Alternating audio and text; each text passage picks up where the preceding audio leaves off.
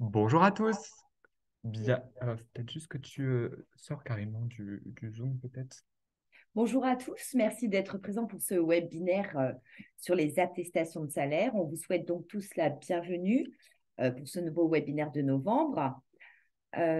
Si vous pouviez nous mettre juste un petit message comme quoi vous nous entendez bien, vous nous voyez bien, vous avez bien accès au support et nous, on va vous parler un petit peu Du du... fonctionnement du Voilà. webinaire. Alors, du coup, le temps de lire vos premiers retours. Donc, on va peut-être se présenter. Donc, je commence du coup. Donc, je m'appelle Mathieu Kiffer et je suis référent employeur à la CPM de Moselle. Et du coup, je suis accompagné de deux collègues. Donc, je laisse du coup Caroline se présenter. Donc, je suis Caroline Marigny, je suis donc la binôme de Mathieu, aussi référent employeur sur le site de la Moselle. Et nous sommes accompagnés aujourd'hui de Jessica. Exceptionnellement. Oui, Jessica, je suis assistant expert au service IGA TMP. Voilà. Donc, au niveau des modalités de ce webinaire, donc on a prévu un webinaire d'à peu près 1 heure Oui. pour revoir ensemble un petit peu tout ce qui est salaire à déclarer au niveau des attestations de salaire. Donc, on va balayer ensemble tous les salaires pour les différents risques, aussi bien pour le risque maladie que pour la maternité-paternité et au niveau des accidents de travail et maladies professionnelles. Et c'est pour ça qu'aujourd'hui, on est accompagné de Jessica, qui est une experte et qui du coup a le recul sur tout ce qui est question au niveau des accidents de travail et maladies professionnelles. Au niveau de ce webinaire, donc, à savoir qu'il y aura un replay qui sera disponible sur notre chaîne YouTube, donc n'hésitez pas à le consulter si jamais vous perdez la connexion ou qu'il y a un souci au niveau du direct. Sachez que du coup, vous pourrez regarder de nouveau ce replay sur notre chaîne YouTube. On attend à peu près 267 participants, donc il y a encore quelques participants qui peuvent encore nous rejoindre. Et puis au niveau du support, on Oui. anticipe déjà les questions, donc vous aurez accès au support de ce webinaire. Il faudra simplement copier-coller le lien qui sera dans une enquête de satisfaction et le coller dans un navigateur pour pouvoir télécharger le support. Voilà, au niveau de la participation, n'hésitez pas à poser vos questions. Si jamais on a l'occasion d'y répondre tout de suite en direct, ben, on n'hésitera pas. On vous apportera la réponse. Sinon, on essaiera d'y répondre en fin du webinaire. Voilà, au niveau des modalités, je crois que Oui, on j'ai a fait tout le dit. tour. Voilà, on souhaite encore la bienvenue à tous les employeurs qui nous ont rejoints et puis on va balayer ensemble le programme de ce webinaire. Donc, au programme. Donc, dans un premier temps, comme le nom de ce webinaire l'indique, on va surtout parler des salaires, donc surtout de la responsabilité que vous avez employeur lorsque vous faites les attestations de salaire. Parce que du coup, si vous vous trompez dans les salaires, du coup, nous, au niveau CPM, ça aura un impact, c'est que tout le calcul de l'indemnité journalière se fera sur une base erronée et à plus ou moins long terme, du coup, quand il y aura un contrôle a posteriori, nous, on va pouvoir être amené à régulariser. Alors, ça pourra faire un rappel ou des indus. Donc, c'est pour ça que c'est vraiment important de ne surtout pas se tromper au niveau des attestations de salaire. Puis on balayera ensemble les différents risques. Donc c'est Caroline qui commencera par vous parler des salaires indiqués au niveau des attestations maladie. Elle enchaînera sur les salaires en En matière maternité, maternité. paternité et adoption. Je reviendrai du coup sur les salaires qu'il faut indiquer pour tout ce qui est attestation de salaire dans le cadre d'un accident de travail ou une maladie professionnelle. Et on abordera ensemble les pertes à indiquer au niveau des mi-temps thérapeutiques, temps partiel thérapeutique.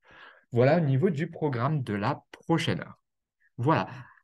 Et du coup, on commence tout de suite par vous parler un petit peu de votre responsabilité que vous avez dans la saisie des attestations de salaire. Alors, depuis juillet 2023, on a eu des consignes. Alors, quand je dis on, c'est au niveau des CPM. On a eu des consignes au niveau du national, de la CNAM, au niveau des justificatifs, parce qu'on s'est rendu compte que d'une CPM à une autre, il y avait des CPM qui avaient tendance parfois à réclamer et à demander aux employeurs des bulletins de salaire. Et du coup, afin d'harmoniser les justificatifs que nous demandons à notre public employeur, la CNAM nous a fait une petite information et nous a rappelé que pour le versement des indemnités journalières d'un assuré salarié, c'est-à-dire une personne qui est sous contrat de travail et qui est rattachée à un employeur par un contrat de travail, l'étude des droits et le calcul se fait uniquement sur la base d'une attestation de salaire. Au fait, en aucun cas, on a à vous réclamer des bulletins de salaire. Donc, le calcul et l'étude des droits se font uniquement sur l'attestation de salaire, sur la base d'une attestation de salaire. On vous rappelle que l'attestation de salaire, c'est une obligation à votre charge qui est prévue par l'article R323-10 du Code de la sécurité sociale. Donc, dès que vous avez connaissance d'un arrêt de travail, du coup, il faut que vous établissez cette attestation de salaire. Et on rappelle que que l'attestation de salaire, c'est un justificatif comptable qui engage légalement votre responsabilité. Donc, c'est pour ça qu'on voulait faire ce webinaire, hein. Étant donné qu'on n'a pas à vous demander de bulletin de salaire, du coup, on voulait être sûr qu'au niveau des salaires, ça soit clair pour vous, ce qu'il faut indiquer pour les différents risques et ce qu'il faut indiquer au niveau des attestations de salaire. Par ailleurs, on voulait aussi faire un petit point parce que pour X raisons, au niveau des CPM, on peut être amené à recevoir de la part de votre salarié les bulletins de salaire, hein. Donc, par exemple, ça va être pour l'ouverture d'un régime local ou pour un dossier d'une aide à la complémentaire santé. Votre salarié peut être amené à nous transmettre des bulletins de salaire. Donc, du coup, nous, au niveau CPM, on va regarder si ce qu'il y a sur les bulletins de salaire, c'est conforme à ce que vous, employeur, vous avez indiqué. Si jamais il y a une divergence entre ce qu'il y a sur l'attestation de salaire et au niveau des bulletins de salaire, la CNAM aide à statuer, c'est l'attestation de salaire qui prime parce que c'est votre responsabilité qui est engagée au niveau de l'attestation de salaire. Donc, on ne pourra pas régulariser sur la base de bulletins de salaire. C'est vraiment cette attestation de salaire qui sera retenue et qui prime. Par contre, s'il y a une divergence entre les salaires, on va quand même se rapprocher de vos employeurs, hein. Donc, on va vous contacter par téléphone ou par mail pour essayer de savoir comment ça se fait que sur l'attestation de salaire, les salaires ne sont pas pareils que sur le bulletin de salaire. Donc là, soit c'est l'attestation de salaire qui est erronée, et à ce moment-là, ce n'est pas bien grave, hein, l'erreur est humaine, hein. Vous avez peut-être oublié de rétablir un salaire. À ce moment-là, on va vous demander de faire une attestation rectificative.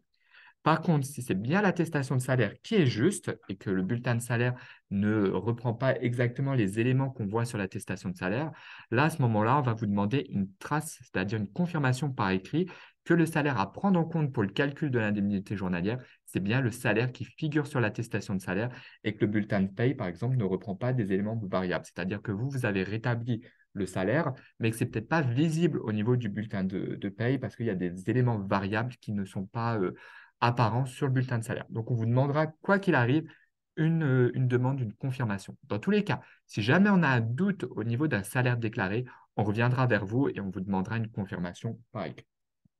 Voilà au niveau de votre responsabilité. Et du coup, on va tout de suite voir ensemble les salaires qu'il faut déclarer. Et on commence tout de suite par le risque maladie et c'est Caroline qui vous en parle. Voilà. Alors, on a fait un petit rappel déjà par rapport au salaire, donc la période de référence.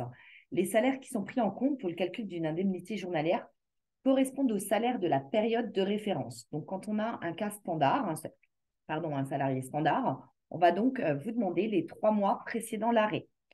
Pour les travailleurs discontinus tels que les intérimaires, les CESU, les VRP ou les activités saisonnières, la période de référence sera différente puisqu'on va travailler sur 12 mois. Donc, le cas standard, c'est 3 mois de salaire. L'intérimaire ou l'activité discontinue, c'est 12 mois. On a aussi voulu donc vous parler des salaires à prendre en compte. Donc, il faut bien se rappeler que le salaire à prendre en compte, c'est celui qui sert de base au calcul de la cotisation due pour le risque maladie, maternité, invalidité et décès. À savoir que le salaire est quand même limité à un plafond, le plafond sécurité sociale. On vous a donc indiqué à l'écran les plafonds pour 2022 et 2023. À savoir, attention, par exemple, en 2022, on a eu 3 changements de plafond. On demande quand même aux employeurs de toujours indiquer le salaire brut. Nous, notre système va d'office limiter au plafond. Mais vous, en tant qu'employeur, vous indiquez toujours le salaire qui a servi de base au calcul. Au niveau de l'indemnité maladie, comment on va la calculer? En fait, on va prendre 50% du revenu antérieur d'activité brute. On vous expliquera plus tard comment on calcule en fait l'indemnité par rapport au salaire que vous déclarez. À savoir qu'on a une indemnité journalière maximum qui est de 51,70 € au 1er mai 2023.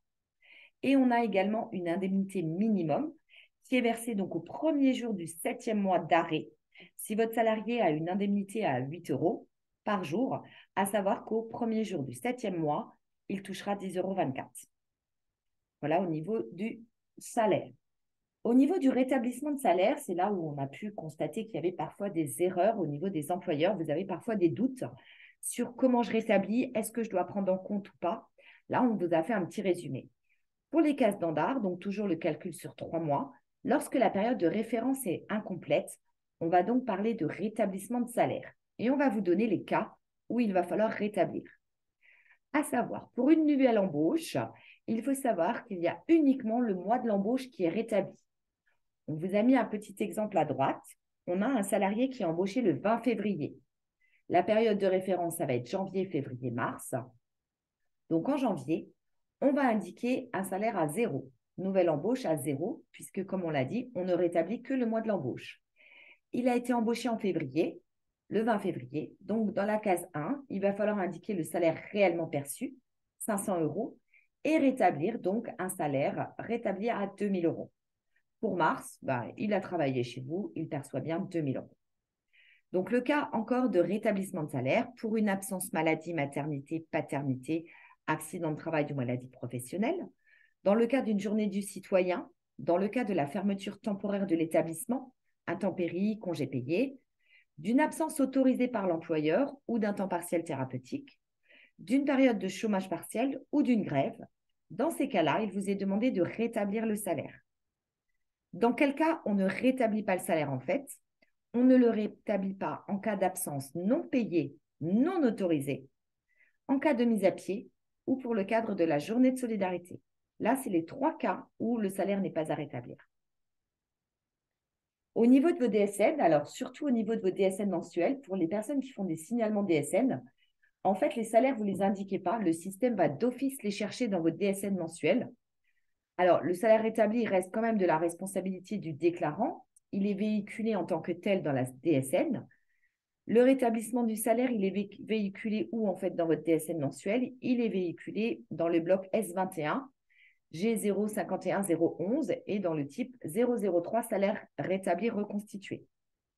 Dans le cas d'une nouvelle embauche, le salaire rétabli ne sera pas alimenté par la même rubrique salaire rétabli, mais par la rubrique salaire de base de la dernière mensuelle déposée au moment de l'envoi du signalement d'arrêt. En fait, ça se situe au niveau des blocs rémunération. Alors, on va vous faire un petit exemple, parce que Oui, c'est toujours un petit peu plus parlant avec un exemple. Donc, on va voir, par exemple, un cas vraiment classique, hein. Donc, ici, on vous a mis un exemple. Donc, on a un arrêt de maladie, hein, qui démarre le 11 décembre 2022. Au niveau du dernier jour de travail, on indique la veille, hein, donc le 10 décembre. Et du coup, la période de référence, ça sera septembre, octobre et novembre. Donc là, un cas classique. Alors, on va faire la première étude, hein, du premier bulletin de salaire ensemble. Et puis après, on vous laissera participer pour le mois d'octobre et novembre. Donc ici, on a un salaire de base à 800. Donc, quel est le salaire que vous aurez indiqué rétabli ou le salaire réel à indiquer? Donc, on prend le bulletin de salaire. Ici, on a un salaire de base à 1800. On a une prime d'ancienneté à 200. On a une absence payée et autorisée par l'employeur qui a été déduite à 100 euros et on a une prime qualité à 2023 centimes. Donc là, tout simplement, on prend dans l'ordre. Donc, on prend le salaire de base, il cotise dessus, votre salarié. Au niveau de la prime d'ancienneté, pareil, il cotise dessus. Au niveau de l'absence autorisée qui a été déduite, donc on l'a dit avant, hein, tout ce qui est autorisé par l'employeur, du coup, doit être rétabli. Donc là, l'absence, on n'en tient surtout pas compte, donc on ne la déduit pas. Et puis la prime qualité, votre salarié cotise dessus. Donc du coup, on la prend en compte. Donc malgré qu'il cotise sur un salaire réel à 3 900 euros et 23 centimes, il faudra du coup rétablir le salaire pour l'absence autorisée, hein, qui est liée, qui n'a pas été payée mais qui est autorisée. Et du coup, au niveau de l'attestation de salaire, il faudra indiquer un salaire rétabli à 4 000 euros et 23 centimes. Donc ça, c'était pour le premier exemple. Du coup, on va vous faire participer et on va ouvrir un sondage donc pour le mois d'octobre. Donc au niveau d'octobre, quel est le salaire à indiquer, donc salaire réel ou rétabli? Qu'est-ce que vous aurez indiqué? Alors, je vous ouvre le sondage, hein, n'hésitez pas à participer. Si jamais vous vous trompez, ce n'est pas bien grave, hein, on reviendra sur la correction et on va vous laisser participer. Donc, je laisse Caroline au niveau de la fiche de paye pour la oui. présenter. Alors, on a donc pour octobre un salaire de base à 1800. On a une absence non autorisée à 200. On a une prime d'ancienneté à 200, une prime de qualité à 200, un rappel d'heures supplémentaires sur octobre à 100 et on a la prime du 13e mois également à 700. Donc, quel est le salaire que vous allez devoir rétablir? Alors, soit de salaire réel, hein, ou est-ce que vous allez rétablir Alors, ce est-ce que vous salaire? rétablissez un salaire à 3 000 euros, à 2 900 euros ou vous laissez le salaire réel à 2 800 euros? Voilà, alors on vous laisse quelques instants pour participer, hein. N'hésitez pas, hein, c'est vraiment pour tester, pour voir si du coup ça pose problématique pour vous, ou si ça a été clair. Donc on laisse encore un petit peu le temps de répondre. Hop, je vais clôturer Ah, Désolé pour les... alors juste, parce que beaucoup de personnes nous répondent via les questions-réponses. Normalement, vous pouvez tout de suite cliquer sur votre ordinateur, pas par le biais des questions-réponses, il me semble. Hop, alors, je vais clôturer et je vais vous partager les réponses, hein. Tac. Alors, on voit que 75% d'entre vous ont répondu 2800 euros. Il y a 5% qui ont opté pour la réponse à 2900 euros et il y a 21% qui ont opté pour 3000 euros. Alors, la bonne réponse, hein, j'arrête le partage, donc ce qu'il fallait indiquer, c'était bien sûr, donc du coup, 2800 euros. Alors, je vais vous expliquer le pourquoi. On va reprendre ensemble le bulletin de salaire. Donc, ici, on a le bulletin de salaire, donc le salaire de base qui est à 1800. Donc, celui-ci, pas de souci, on le prend. On a une absence non autorisée. Aïe, quand on dit non autorisée, il faut tout de suite avoir le réflexe, c'est pas autorisé. Donc celle-ci, il ne faut surtout pas la rétablir. Donc on on la prend en compte, on la déduit. Donc ici, on passe de 1800, et ben on retombe à 1600 euros. À ces 1600 euros, on rajoute la prime d'ancienneté, donc on retourne à 1800. On rajoute la prime de qualité, on est à 2000. À ça, on rajoute les heures supplémentaires, hein, de 100. Donc, on est à 2100 euros et on rajoute les 700 euros du 13e mois. On est bien à 2800 euros. Ici, on est dans un cas où le salarié cotise sur 2800, mais du coup, il ne faut surtout pas rétablir, étant donné que c'est une absence non autorisée. Donc, il n'y a rien à rétablir. En fait, ce qu'il faut faire attention, puisqu'on a une question de Mélissa, c'est parce que l'absence est non payée, même si elle est autorisée. En fait, dès lors que l'absence est non autorisée, on ne rétablit pas. Si elle est non payée, on peut rétablir dès lors qu'elle est autorisée.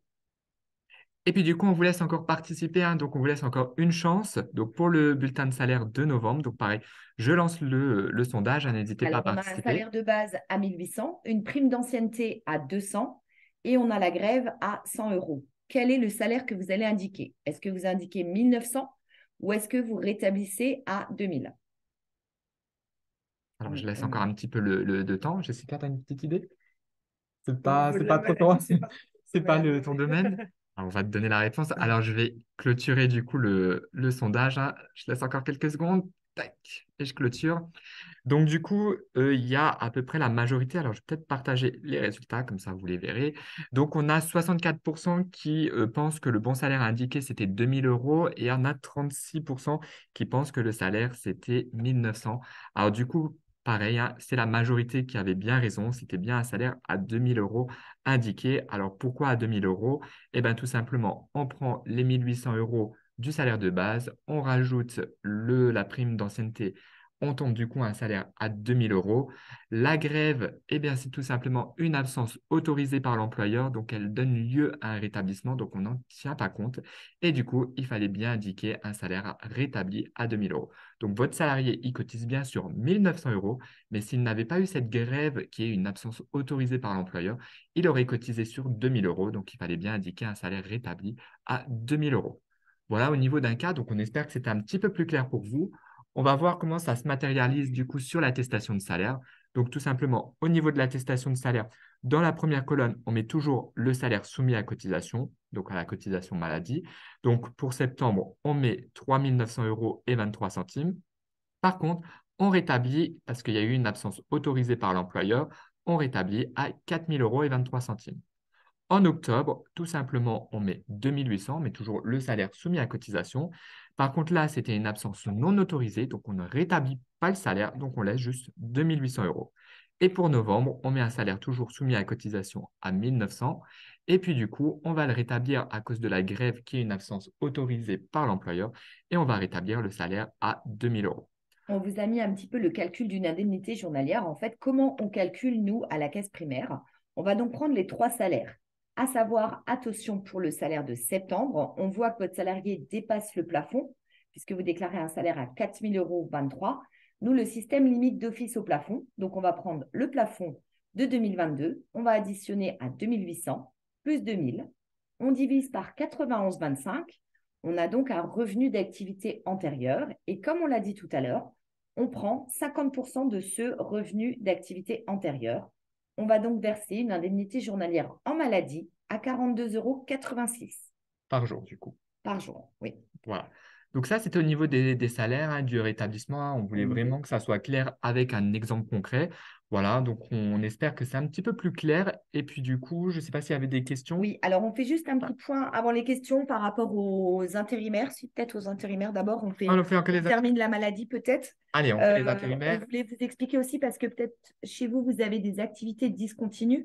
On voulait vraiment vous rappeler qu'en cas d'activité discontinue, en fait, dès lors que le caractère saisonnier ou discontinu est avéré, il convient donc de faire application de l'article R 323-4 du Code de la sécurité sociale qui précise que la période de référence est bien de 12 mois. Donc, il faut bien indiquer les 12 mois, en fait, dès lors qu'on est sur une activité discontinue. L'indemnité journalière, elle va donc être calculée sur les salaires bruts soumis à cotisation de chacun des 12 mois, dans la limite du plafond applicable. Qu'est-ce qu'on inclut dans les salaires? Les primes de précarité, les primes de fin de mission ou la prime de fin de contrat, les indemnités de congés payés. Ça, c'était pour le cas des intérimaires. Voilà, donc Voilà, comme en maladie, c'est bien indiquer les 12 mois, hein, et comme on toujours. fait un calcul sur 12 mois, même s'il y a des mois qui ne sont pas complets, hein, il ne faut pas rétablir, hein. Sur Ouais. 12 mois, on ne rétablit pas. C'est vraiment si on fait un calcul sur 3 mois, hein, pour un salarié mensualisé, dès lors que la période est incomplète, on peut rétablir. Par contre, sur 12 mois, on ne rétablit pas le salaire. Alors, on va peut-être Ouais. répondre aux questions pour tout ce qui est maladie, en fait. Comme ça, on va passer ensuite à la maternité. Alors, on a Aurélia qui nous a posé une question sur le mi-temps thérapeutique. Je vous invite, Aurélia, à nous la poser plus tard parce qu'on a toute une partie sur le mi-temps thérapeutique, en fait. Donc, on y répondra peut-être par la suite dans notre partie mi-temps. Alors, Léa nous demande, dernièrement, nous n'avons plus accès à la zone rétablie pour les nouveaux embauchés et confirmation par téléphone. En fait, comme on l'a dit tout à l'heure, les nouveaux embauchés, vous n'avez le droit de rétablir que à partir du mois de l'embauche. Donc, dans notre exemple, on avait un salarié qui était embauché en février. Donc, effectivement, en janvier, vous ne pouvez plus rétablir le salaire. Donc, vous êtes en grisé. Vous ne pouvez pas rétablir puisque vous ne devez pas rétablir janvier. Donc, le salaire à indiquer sera zéro. Par contre, pour février, effectivement, on va vous demander le salaire réellement perçu et vous allez donc pouvoir rétablir en nouvelle embauche, étant donné que c'est le mois de l'embauche. Alors, j'ai un employeur, donc j'ai Christelle Issenman qui demande pourquoi le 13e mois est pris en compte alors que ce n'est pas son salaire habituel. Alors, on va le voir en accident de travail, effectivement, hein, tout ce qui est prime exceptionnelle, il faut proratiser. Par contre, en maladie, il n'y a pas de proratisation. En maladie, on prend vraiment le salaire soumis à cotisation au moment des 3 mois de référence.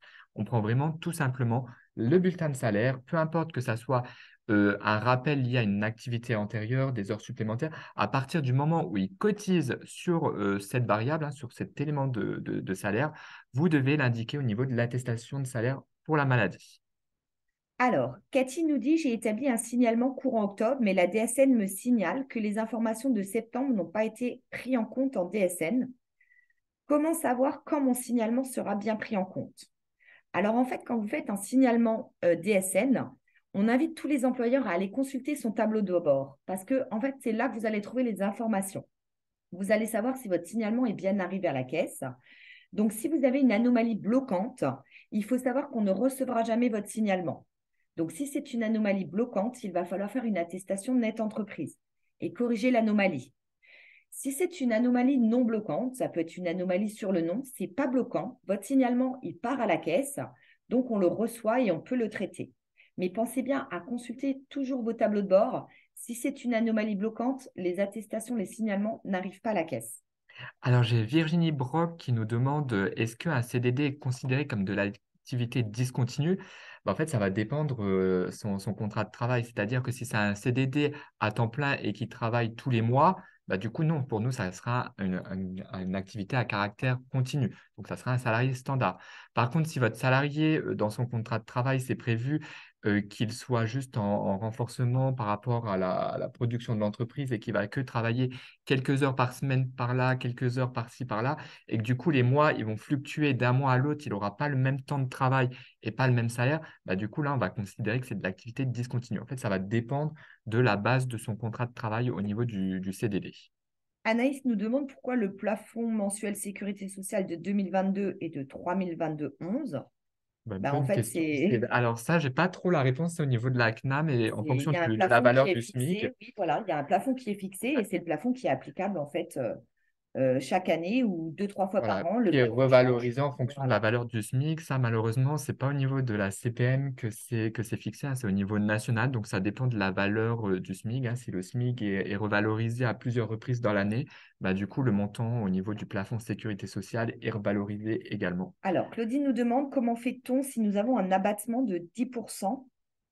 Alors, ça dépend. Est-ce que l'abattement intervient avant ou après le salaire soumis à cotisation?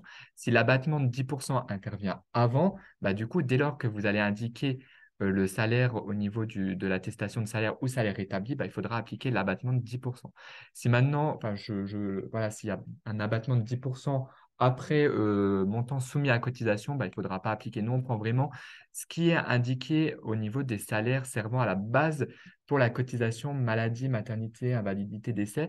Donc, s'il y a un abattement, alors parfois, il y a des entreprises qui ont aussi des abattements de 7 ou 8% en fonction Oui, du secteur d'activité. Si au niveau du calcul de la cotisation, il y a un abattement sur vos bulletins de salaire, bah, sur l'attestation de salaire, il faudra indiquer des salaires bruts ou rétablis abattus de ce même pourcentage. Je ne sais pas si alors, c'est voilà. clair. Anaïs nous corrige sur le plafond. Alors, Anaïs nous dit que c'est un plafond à 3428. Pour le plafond, c'est 1,8 fois le SMIG. On va reprendre les plafonds parce que il Alors, je nous est crois. demandé de reprendre les plafonds. Donc, effectivement, non, mais ça m'étonnerait. Alors, au niveau des plafonds, on avait indiqué quoi? Après, vous les trouvez, hein, tous les plafonds sécurité sociale, vous les trouvez. Alors, les plafonds, on va les reprendre. Voilà. Donc, c'était lequel qui posait problème? Eh C'était bien, le celui de 1er mai? août 2022, visiblement. Alors, Jessica, est-ce que tu peux juste contrôler? Comme ça, on donne la Bien sûr. réponse. Et puis, du coup, je vais juste voir s'il n'y avait pas d'autres questions le temps Ouais. que Jessica contrôle les plafonds 2022. Au niveau des questions, pour un nouvel embauche, sur quelle base il reçoit les indemnités journalières? Donc, du coup, comme on l'a indiqué, hein, le calcul pour une nouvelle embauche se fera uniquement sur le salaire rétabli du mois de l'embauche et sur les salaires après l'embauche, hein, des mois qui suivent l'embauche. Donc, par exemple, si vous avez un salarié qui arrive en janvier et qu'il a tout de suite un arrêt de travail le même mois, la période de référence, ça va être octobre, novembre et décembre.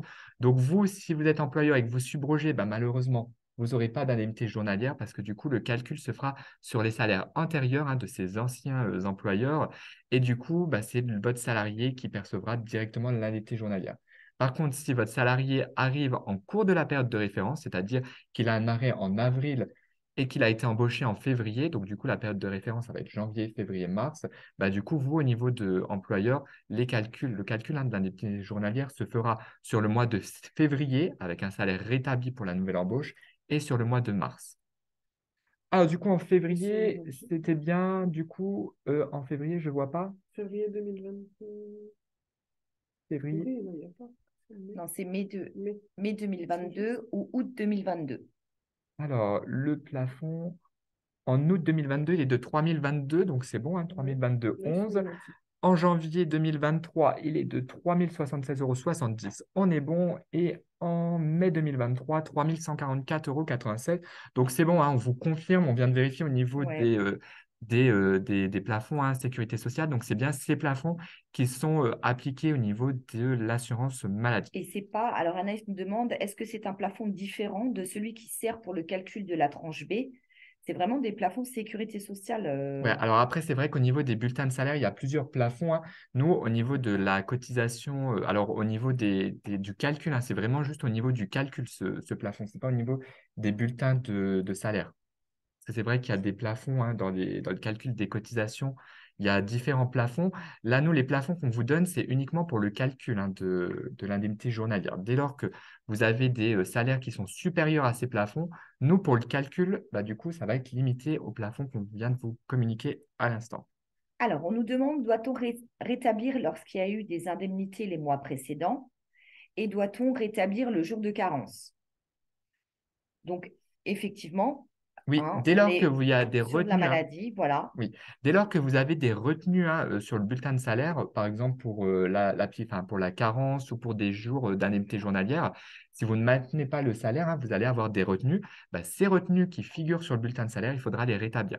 Nous, au fait, quand on parle de rétablissement de salaire, on veut vraiment que vous nous indiquiez le salaire sur lequel aurait cotisé votre salarié s'il n'avait pas eu toutes ces absences autorisées par l'employeur.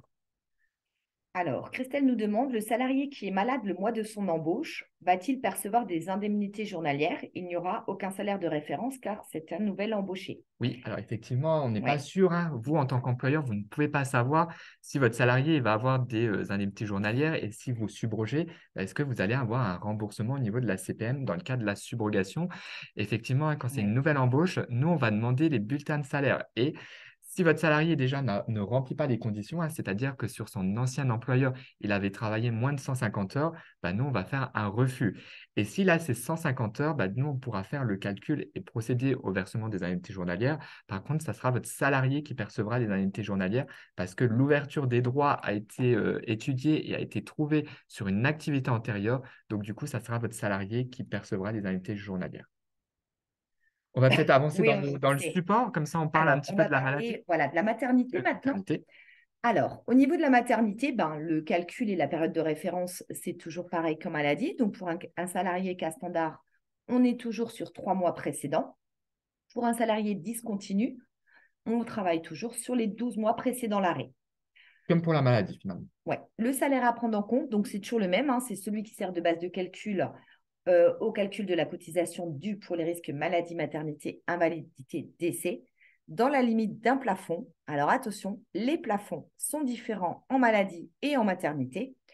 En 2021, 2020 et 2022, le plafond avant l'abattement des 21%, il était de 3 428 €.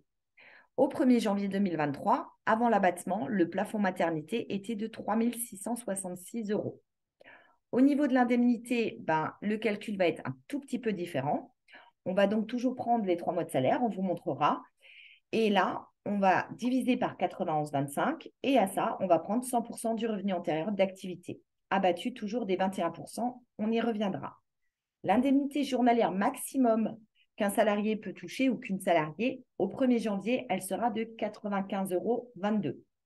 L'indemnité journalière minimum au 1er janvier sera de 10,24 €.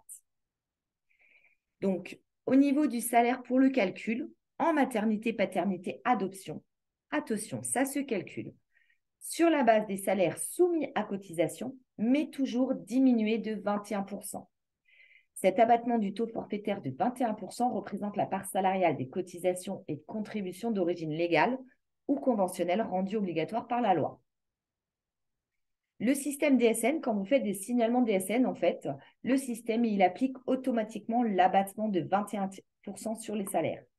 C'est-à-dire que sur votre signalement d'arrêt, le système va chercher dans vos DSN mensuels les salaires bruts, il les écrète à 21% et sur le signalement, ça apparaît bien écrété, l'abattement est bien fait, les 21% sont bien faits.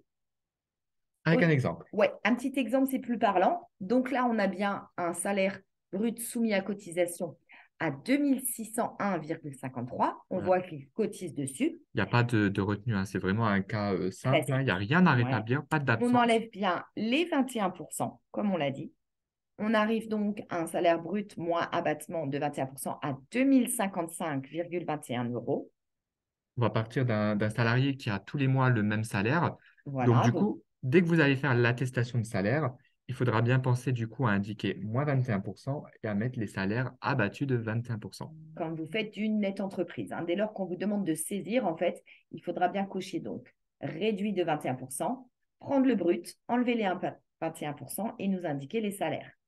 Donc là, on additionne les 3 salaires, on divise par 91,25, on arrive donc à une indemnité journalière de 67,53 €. 56. 56. Pardon, c'est écrit petit. Voilà, donc Voilà au niveau du calcul des indemnités journalières. Donc, ce qu'il faut retenir en maternité, toujours bien penser à enlever les 21%, ne pas prendre le net à payer sur la fiche de paye, le brut soumis à cotisation, moins 21%. voilà, Voilà au niveau de la maternité. Est-ce qu'on a des questions par rapport à la maternité? Alors, maladie de mois de l'embauche. Alors là, on est plus encore. Alors, Karima nous demande, mais ça, c'est plus de l'AT, c'est pas divisé par 30,42. Là, ça sera sur la partie accident de travail, en fait. Là, on est bien sur la maladie. C'est divisé par 91,25. On est bien sur la maternité. Comme on prend les 3 salaires, c'est divisé par 91,25. Alors, j'ai Madame Lecomte hein, qui demande pourquoi, alors c'était encore dans le cadre d'une nouvelle Oui. embauche, hein, pourquoi on verse à l'assuré alors que sur l'attestation, il y a une subrogation. Bah, tout simplement, hein, comme je l'ai expliqué, c'est au niveau réglementaire. Vous, votre salarié, il n'a pas fait 150 heures chez vous, donc il n'y a pas l'étude des droits dans votre entreprise. Le calcul et l'étude des droits se fait sur une activité antérieure. Et c'est pour ça que c'est votre salarié qui perçoit l'indemnité journalière à la place de l'entreprise. Alors, on a conscience hein, qu'au niveau employeur, vous êtes un petit peu lésé parce que vous maintenez le salaire dans le Oui. cadre de l'embauche, mais au moment où vous maintenez le salaire, en fait, vous n'avez aucune garantie que nous, au niveau CPM, on va retrouver déjà les 150 heures pour faire le paiement et vous n'avez pas connaissance non plus des salaires sur lesquels on va faire le calcul. Donc, au niveau du droit à un code sécurité sociale, ça a été acté hein, quand il y a une nouvelle embauche, si l'étude des droits se fait sur une activité antérieure, à partir du moment où on prend un salaire cotisé chez un ancien employeur, bah, la partie du calcul qui est fait sur ce salaire reviendra à l'assuré et pas à l'entreprise. Donc, si malheureusement, sur la période de référence, votre salarié n'a pas cotisé chez vous et que nous, au niveau du calcul, on fait le calcul sur les 3 salaires d'un ancien employeur, étant donné que votre salarié il a cotisé chez cet ancien employeur, bah, du coup, la part des IJ reviendra intégralement à votre salarié. Alors, Mélissa nous demande au niveau maternité, elle a un de ses salariés qui va être papa en décembre, mais sa femme vit en Roumanie. A-t-il droit au congé paternité? Quelles sont les démarches? Que dois-je faire? Quels sont les documents qu'il devra me fournir? Alors attention, on n'est plus trop sur les salaires, là, on Oui, sort un petit peu du ouais. webinaire. On va vite y répondre. Alors effectivement, à partir du moment où votre salarié il est affilié à la CPM de Moselle, qui travaille en Moselle, c'est-à-dire sous réserve des droits, il aura le droit aux indemnités journalières, hein. C'est-à-dire qu'il est bien effectué les 150 heures au moment de la naissance de l'enfant, parce que l'étude des droits pour un congé paternité s'étudie au moment de la période obligatoire, hein, c'est-à-dire au moment de la naissance. S'il a les droits et les conditions d'immatriculation, il aura le droit aux indemnités journalières dans le cadre du congé paternité. Voilà. Après, on est revenu un petit peu sur la Ouais, maladie, donc on y on viendra, répondra à la sinon, fin. On on va reviendra passer à un petit peu. l'accident de travail là On va maintenant, peut-être. passer à l'accident de travail. Alors, c'est un petit peu plus compliqué qu'en maladie, mais c'est pas si compliqué que ça. On va revenir ensemble au niveau des salaires indiqués dans le cadre des attestations de salaire pour un accident de travail ou une maladie professionnelle. Donc déjà, au niveau du calcul, quelle est la période de référence? Alors, pour le calcul des indemnités journalières dans le cadre d'un accident de travail ou d'une maladie professionnelle, le calcul s'effectuera uniquement sur un salaire pour les salariés standards, c'est-à-dire les salariés mensualisés. Par contre, dès lors que votre salarié, c'est-à-dire qu'on sera dans un cadre discontinu, hein, d'une activité discontinue, dans le cadre d'un intérimaire, d'une personne payée par chèque emploi service, d'un VRP ou d'une activité saisonnière, le calcul, du coup, se fera sur 12 salaires sur les 12 derniers mois. Au niveau des salaires à prendre en compte dans le calcul, hein, donc ce sera toujours les salaires soumis à la cotisation donc, de l'assurance maladie, hein, donc maladie, maternité, invalidité, décès. Et par contre, ils seront limités cette fois-ci donc pour les accidents de travail et maladies professionnelles. Hein, si c'était un arrêt en 2020, 2021 ou 2022, le plafond, il est de 10 436,19 €. Par contre, au 1er janvier 2023, pour les arrêts qui sont actuellement en cours, le calcul s'effectue hein, dans les Avec un salaires plafond avec à un 11 plafond à 160. 11 160,79 Ouais. €. Donc, on voit que les plafonds, ils sont quand même relativement hauts au niveau du calcul hein, pour l'indemnité journalière, accident de travail et maladie professionnelle. Attention au niveau de l'indemnité hein, qui est versée. Donc, les 28 premiers jours, on indemnise 60% du gain journalier. C'est ce que nous, on appelle l'IJ normale, hein, l'indemnité journalière normale. Par contre, à partir du 29e jour d'arrêt de travail hein, lié à un accident de travail ou une maladie professionnelle, au niveau de l'indemnité, on va passer à 80% du gain journalier et c'est ce qu'on appelle l'indemnité journalière majorée. Au niveau des chiffres utiles, hein, donc on a voulu vous les indiquer. Donc, une indemnité journalière plafonnée, si on reprend le plafond donc en 2023, les 28 premiers jours, l'indemnité ne pourra pas être supérieure à 220,14 € par jour. Et dès lors qu'on va être au 29e jour de l'arrêt de travail lié à un accident de travail ou une maladie professionnelle, l'indemnité journalière maximum servie par la CPM, elle sera à 293,51 €. On va du coup revenir un petit peu à ce qu'on entend au niveau du salaire et ce qu'il faut indiquer au niveau des cas standards. Donc là, on reste sur le cas standard, c'est-à-dire qu'on ne prend qu'un salaire dans le calcul. Donc le salaire de référence qui sert au calcul de l'indemnité journalière, donc s'entend toutes les rémunérations qui sont soumises aux cotisations du risque AT-MP et qui sont afférentes à la période de référence, c'est-à-dire à la période considérée. Donc ça, cette notion, elle est importante, on le verra après, c'est-à-dire que si votre salarié, il cotise sur des heures supplémentaires, mais qui concernent le mois d'avant, il ne faudra pas les indiquer dans le salaire. On va revenir après avec un cas, ça sera un petit peu plus simple. Le salaire de base, du coup, sera le dernier salaire brut échu. Donc, ça sera le salaire qui arrivera avant l'accident de travail, avant l'arrêt de travail. Attention, dans le salaire indiqué, il va falloir par contre déduire les primes du salaire. On reviendra aussi tout à l'heure sur les primes parce que c'est une notion très très importante au niveau des attestations de salaire, d'accident de travail et de maladie professionnelle. Au niveau des éléments de rémunération sont pris en compte, donc le salaire principal brut avec toutes les annexes, telles que les congés payés qui sont servis pendant une période de congés payés et les avantages en nature. On rappelle que les indemnités de congés payés ont toujours été considérées comme un élément du salaire effectif. Sont à prendre en compte les heures supplémentaires réellement effectuées au cours de la période de référence. Si c'est des heures effectuées sur d'autres périodes de référence, on ne les prendra pas en compte. C'est vraiment les heures effectuées sur le mois qui seront à prendre en compte. Tous les suppléments familiaux et les indemnités de résidence versées par certains employeurs et les primes et indemnités gratifications dans le respect de l'article R 433-5 du Code de la sécurité sociale. Alors, au niveau des primes, on en fait déjà un petit point tout de suite, mais on en reviendra tout à l'heure pour vraiment vous expliquer les différentes primes. Au niveau des primes, à savoir que les primes des 12 derniers mois sont prises en compte dans le calcul. Elles vont être prises et s'appliquer en fonction de leur périodicité, c'est-à-dire en fonction de la période à laquelle elles se rapportent, en fonction de leur période de validicité, c'est-à-dire période à laquelle elles se reportent, et en fonction de l'échéance. Pour qu'une prime soit prise en compte dans le calcul, il faut qu'elle soit versée avant la date de l'arrêt de travail. Donc là, c'est conformément à l'article R 433-5, deuxième alinéa du Code de la sécurité sociale. C'est vrai que les primes, c'est un petit peu compliqué, mais on en a fait un petit point tout à l'heure. Comme pour la maladie ou pour la maternité, dès lors que le mois est incomplet, vous pouvez rétablir le salaire au niveau de l'accident de travail. Donc, lorsque le mois est incomplet, quelles sont les situations qui donnent lieu à un rétablissement?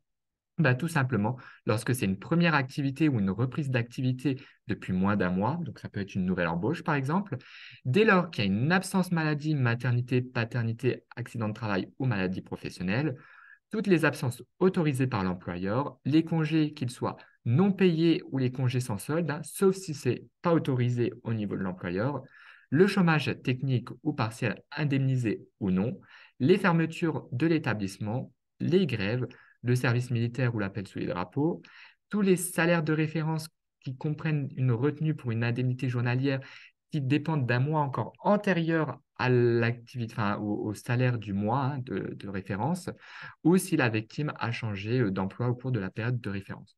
Concrètement, c'est un petit peu comme la maladie, dès lors qu'il y a une absence autorisée, vous pouvez rétablir. Les situations que vous ne pouvez pas rétablir, c'est un petit peu conforme à ce qu'on a vu en maladie. Dès lors qu'il y a une absence non payée et non autorisée par l'employeur, il ne faudra pas rétablir cette absence.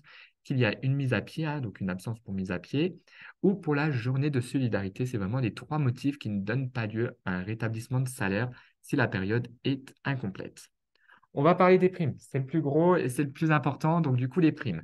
Alors, il y a des primes que vous allez pouvoir laisser dans le salaire en rubrique A et il y a des primes qu'il va falloir indiquer dans la rubrique B de l'attestation de salaire. Donc, les primes qui seront à laisser intégrer au niveau du salaire de référence, qu'il faudra indiquer dans la rubrique A, c'est des primes qui sont versées pendant la période de référence et avec la paye de référence. En fait, c'est des primes un petit peu mensuelles, c'est des primes qui appartiennent vraiment au mois de référence. Donc, ça va être les primes d'ancienneté, les primes d'assiduité, les primes de productivité. Voilà, c'est par exemple pour un mois d'octobre, votre salarié, il a des primes d'octobre. Ces primes-là, il faudra les indiquer dans la rubrique A parce qu'elles concernent que ce mois-ci. Par contre, les primes qu'il faudra indiquer dans la rubrique B, c'est toutes les grosses primes exceptionnelles et tous les éléments de rappel qu'il faut du coup déduire de cette période du salaire qu'il faudra indiquer dans la A et il faudra indiquer dans la B. Donc là, ça va être les grosses primes, donc les primes exceptionnelles, les primes de vacances et de fin d'année, parce que du coup, en fonction de leur périodicité et de leur date de versement, bah, du coup, elles vont être prises en compte ou pas prises en compte et elles vont être proratisées. Donc, par exemple, on va les ajouter. Par exemple, une prime qui avait une périodicité de 12 mois, et bah, du coup, on va prendre un douzième de cette prime et on va l'ajouter au salaire. Si c'était une prime qui s'étendait sur 6 mois, on va prendre un sixième de cette prime. Et si c'est une prime qui s'étendait sur 3 mois, on va prendre un tiers du montant de la prime.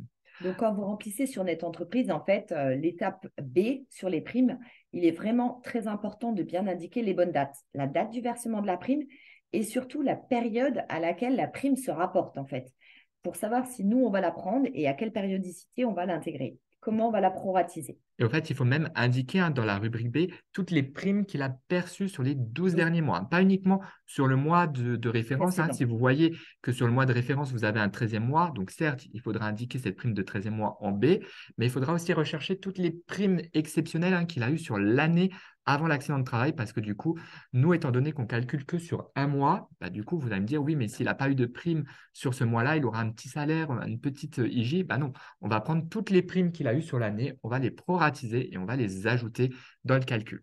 Donc, c'est vraiment important de bien déclarer les primes au niveau de l'accident de travail. On va faire un petit exemple et du coup, Ouais. on va vous laisser participer. C'est toujours plus clair avec un exemple et quand on Alors, participe, on a donc ça un va être accident de assimilé. travail au 10 décembre. L'arrêt donc, qui est lié à cet accident de travail débute le 10 décembre.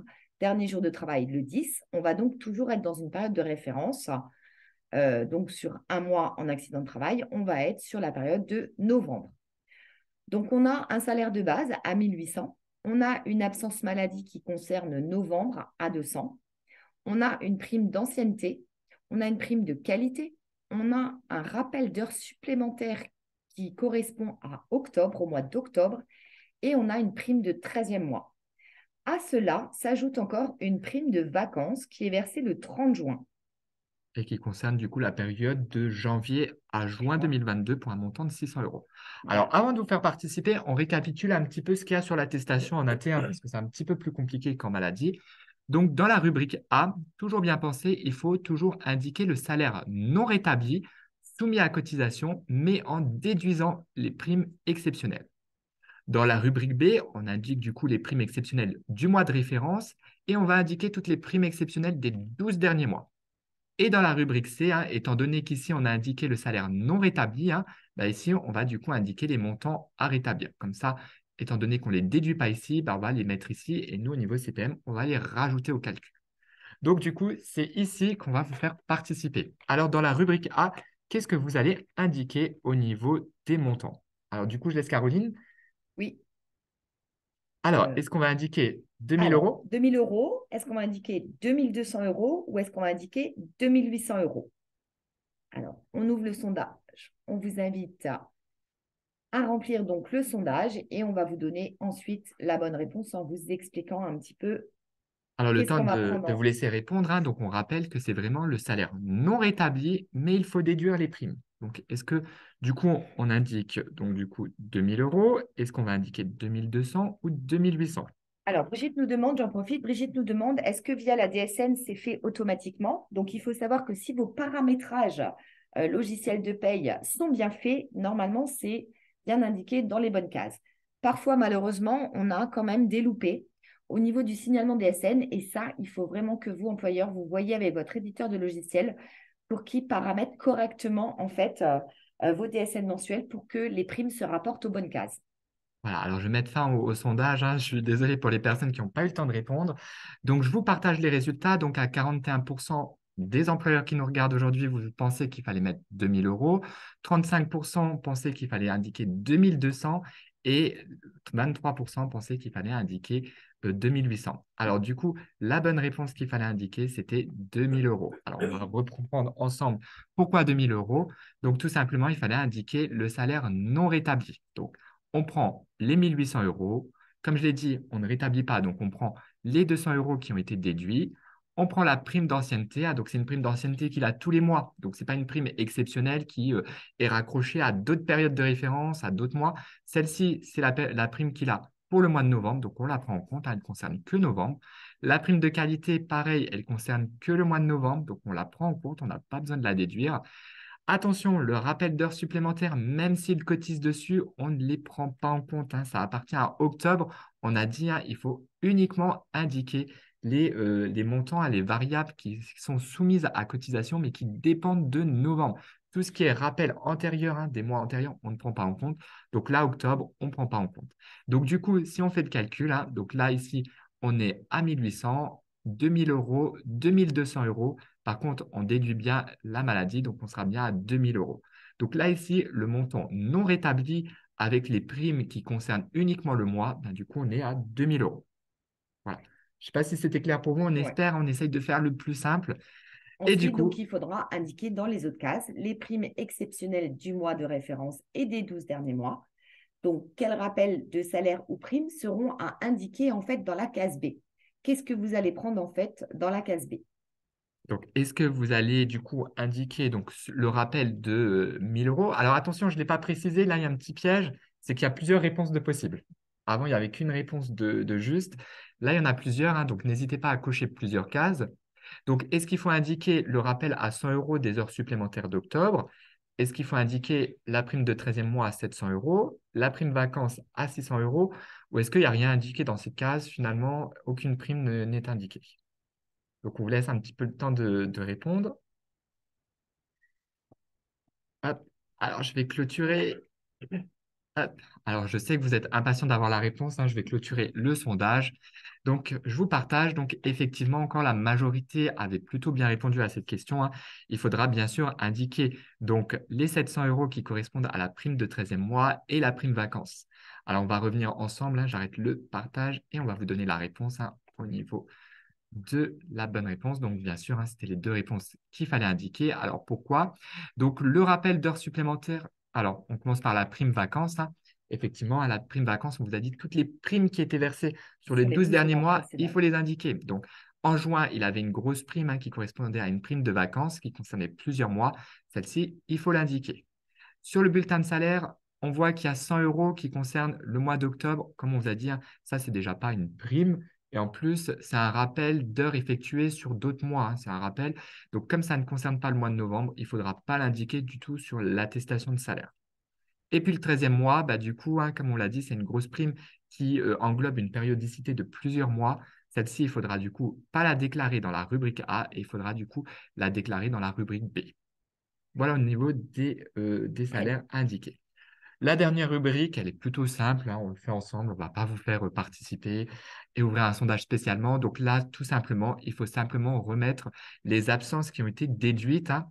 Donc ici, il n'y a qu'une absence qui a été déduite pour la maladie de novembre. Donc ici, il suffit simplement de mettre le motif maladie en novembre et d'indiquer 200 euros.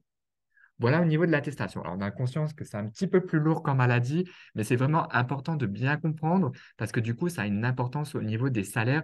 Et si vous oubliez de déduire les primes et que vous nous indiquez des primes de 13e mois, de 14e mois de vacances, bah, du coup, nous, le calcul, il sera complètement faux. Et si on se rend compte tardivement, lorsqu'on reçoit par exemple le bulletin de novembre, on se rend compte qu'il y a des primes dans ce salaire qui avaient été déclarées au niveau de la rubrique A alors que ces primes auraient dû être proratisées, bah, du coup, nous, le calcul a été fait sur une base erronée et on va être obligé de régulariser. Ça va faire un indu parce que du coup, ça va être complètement faux au niveau du calcul et en AT, ça fait des sacrés indus.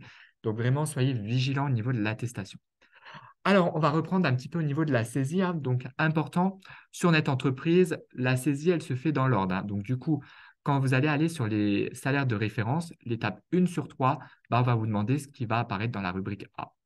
Donc, ça va être le salaire, je rappelle, soumis à cotisation, mais sans les primes et Sans sans être rétabli, rétablissement. hein, sans rétabli, hein. Donc, le salaire non rétabli et hors primes exceptionnelles qui dépendent d'autres mois.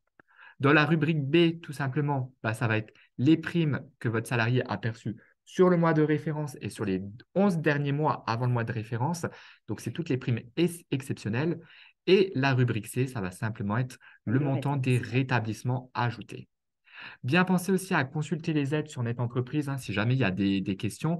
Et on vous rappelle que très souvent sur Net Entreprise, au motif des accidents de travail et des maladies professionnelles, on vous demande toujours la part salariale à déduire.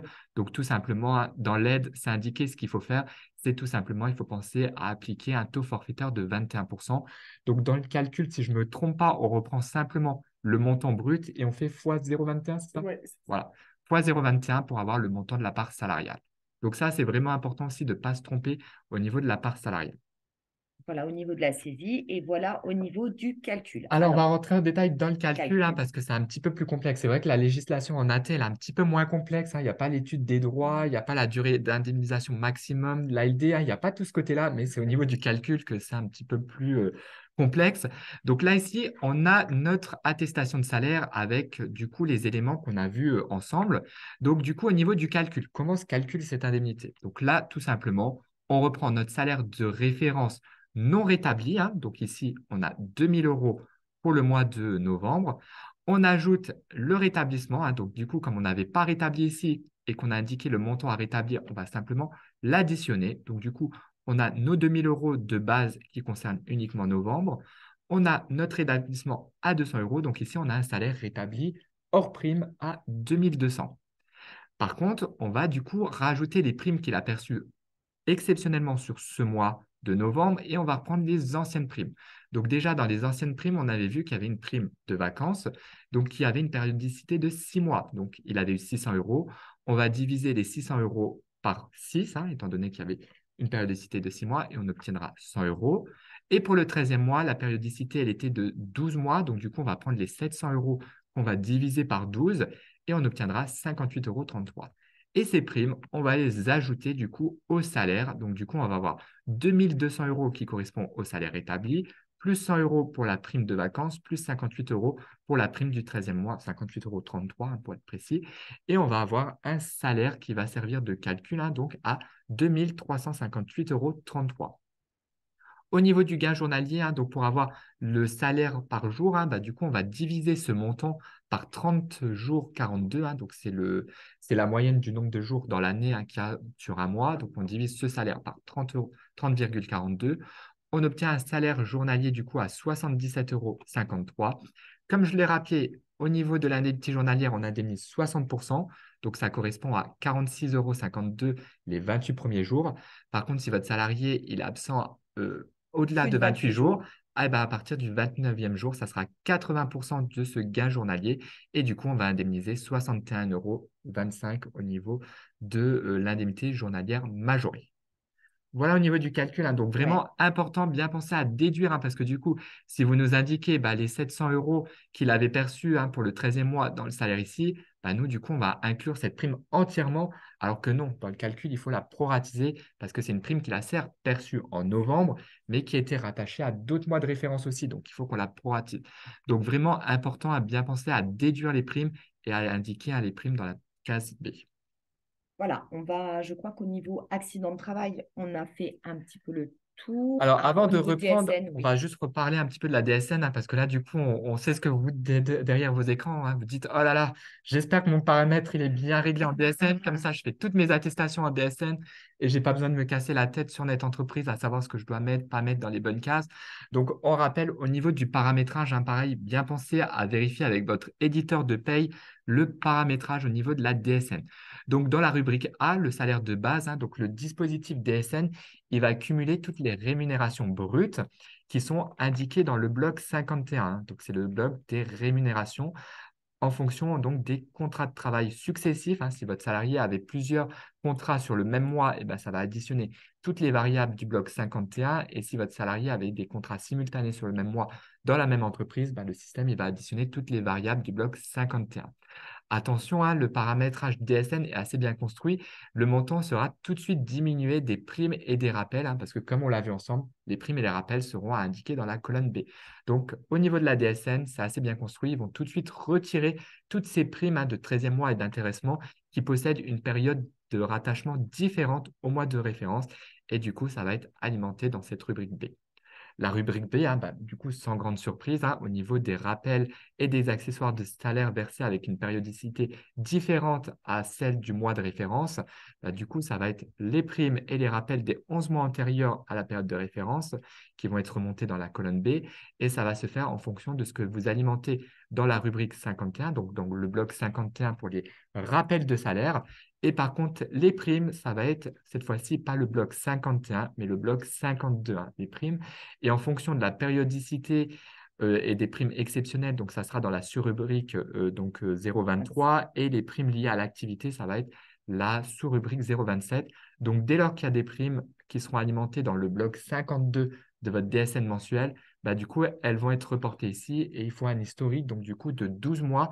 Et du coup, toutes les primes qui vont être alimentées dans le bloc 52 vont remonter au niveau de la rubrique B. Et pareil, au niveau de la rubrique C, ça sera pareil le niveau, au niveau du bloc 51 dans les salaires rétablis. Donc, ça sera la rubrique 03, un salaire rubrique reconstitué. S'il y a des choses alimentées dans cette rubrique sur votre DSN du mois de référence, ça va être alimenté à ce niveau ici pour qu'on puisse les réintégrer dans le salaire de base. Donc, en fait, on vous donne juste des pistes vraiment pour savoir comment ça se construit au niveau de la DSN, quels sont les blocs à surveiller. Donc, tout ce qui est éléments de salaire et, on va dire, salaire rétabli, c'est au niveau des blocs 51 et tout ce qui est prime, ça sera au niveau du bloc 52.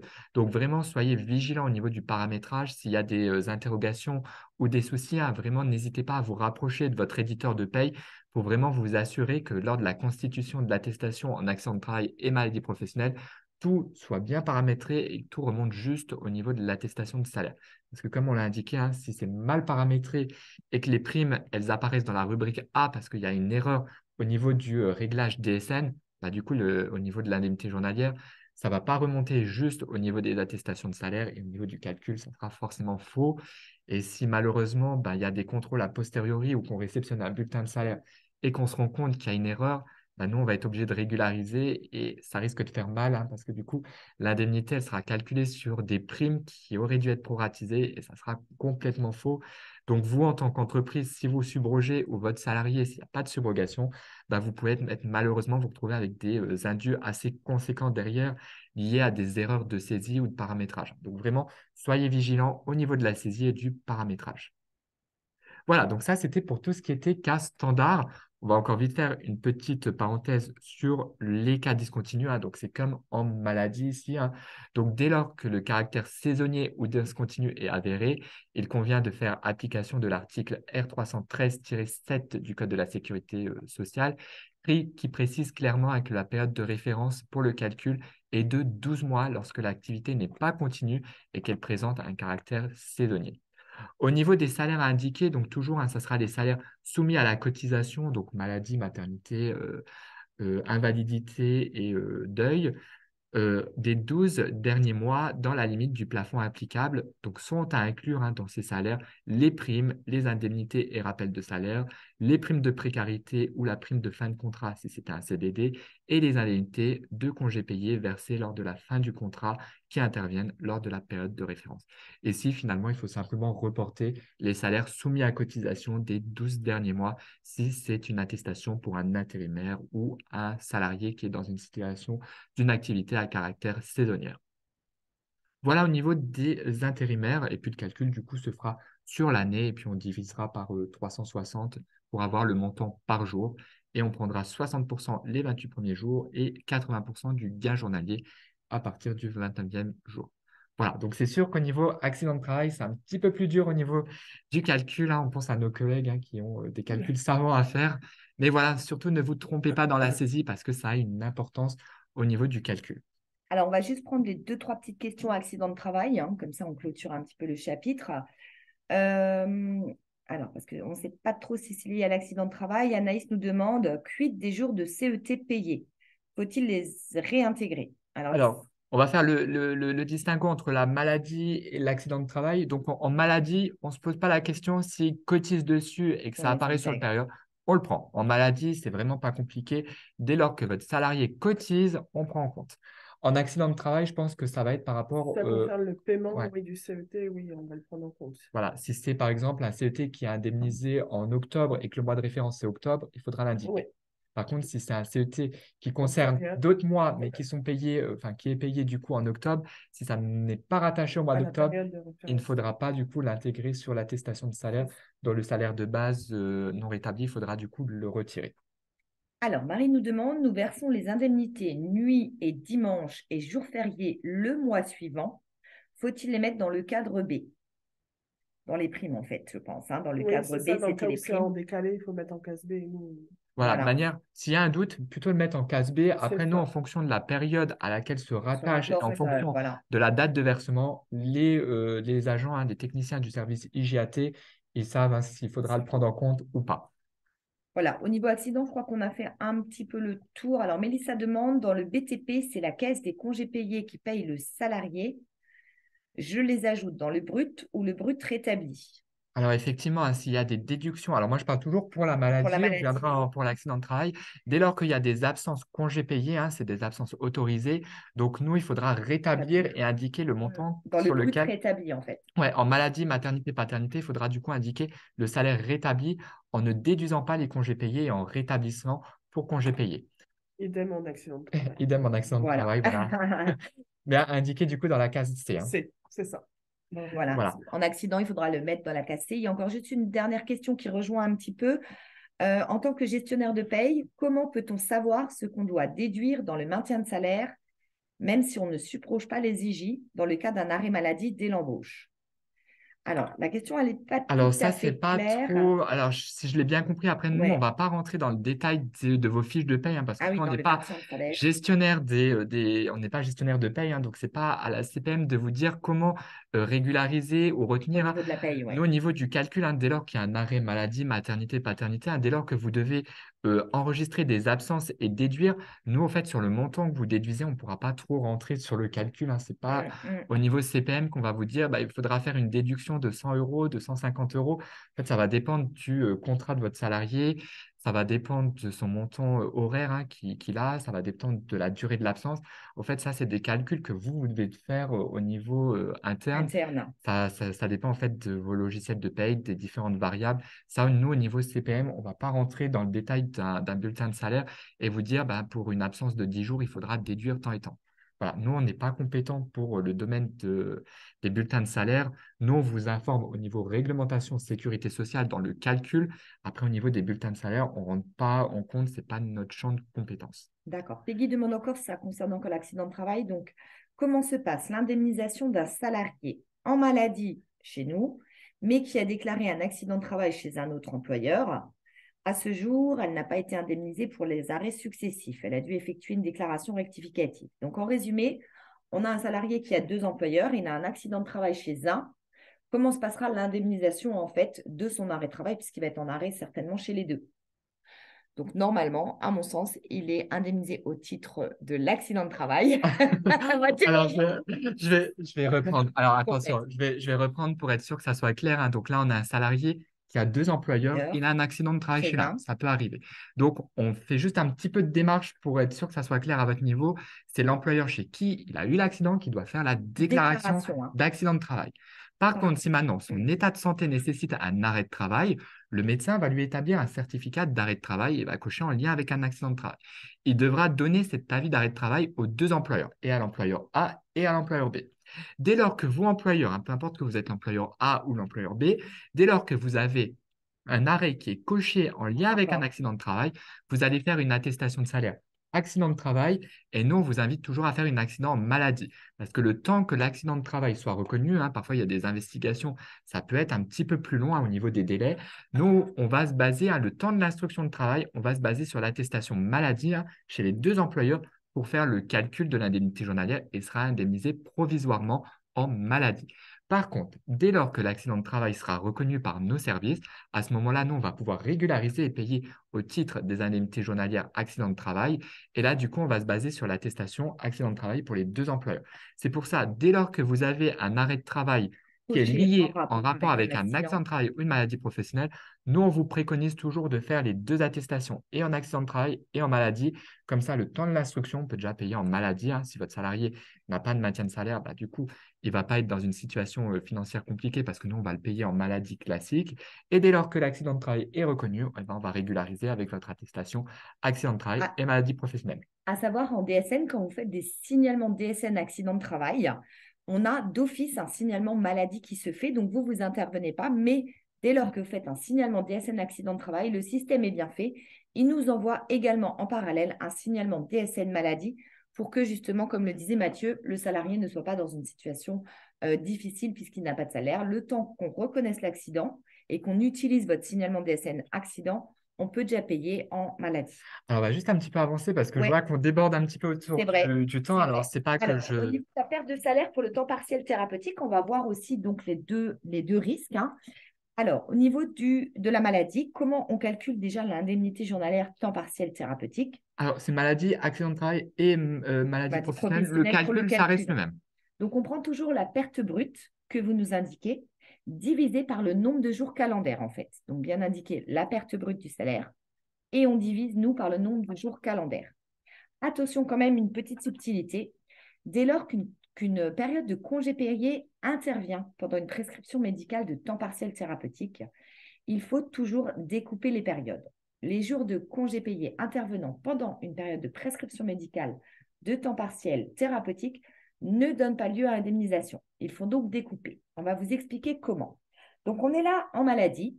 Sur notre entreprise, comment ça va se passer? On vous donne le petit exemple. On a donc une perte de salaire de mars 2022 à déclarer, mais pendant cette période, votre salarié est en congé payé du 14 mars au 25 mars. Qu'est-ce qu'il va falloir faire? Il va falloir indiquer une perte de salaire pour la première période du 1er mars au 13 mars. On a pris l'exemple d'une perte de salaire à 650 euros. Nous, on va prendre votre perte, on va la diviser par 13 jours, le nombre de jours calendaires. On aura donc une indemnité journalière temps partiel thérapeutique à 50 euros pour la période du 1er mars au 13 mars. Ensuite, vous allez devoir nous indiquer une perte de salaire du 14 mars au 25 mars à 0 en indiquant congé payé. Donc, le salarié aura 0 euros puisqu'il est en congé payé. Il faudra indiquer une troisième période, la perte de salaire du 26 mars au 31 mars. On a pris l'exemple de 280 euros de perte. On la divise par le nombre de jours calendaires, soit 6. Votre salarié, pour la dernière période, recevra donc une indemnité journalière temps partiel thérapeutique à 46,66 euros. Avant, on ne vous demandait pas de découper. On vous demandait d'indiquer un mois complet, d'enlever les congés payés et de nous indiquer la perte. Maintenant, vraiment, il faut saisir 3 périodes sur notre entreprise. La première période, le motif temps partiel, la perte de salaire 650. La deuxième période de congé payé, il faut bien l'indiquer, congé payé à 0.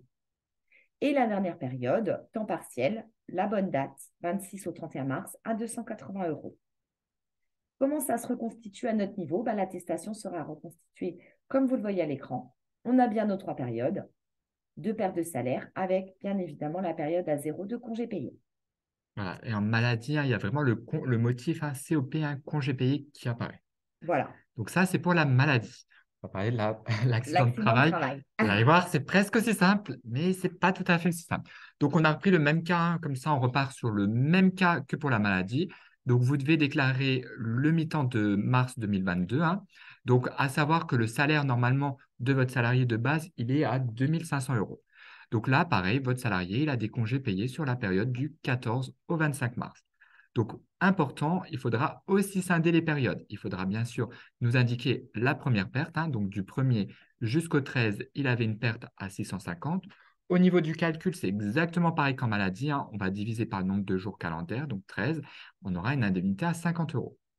Au niveau de la perte pour les congés payés, donc là, pareil, il faudra nous indiquer, hein, sur la période des congés payés une perte à 0. Et du coup, votre salarié n'aura pas d'indemnité journalière sur cette période parce qu'il était en congé payé. Et la dernière période, pareil, du 26 au 31. Donc, il faudra nous indiquer la perte. Ici, on a une perte à 280 euros.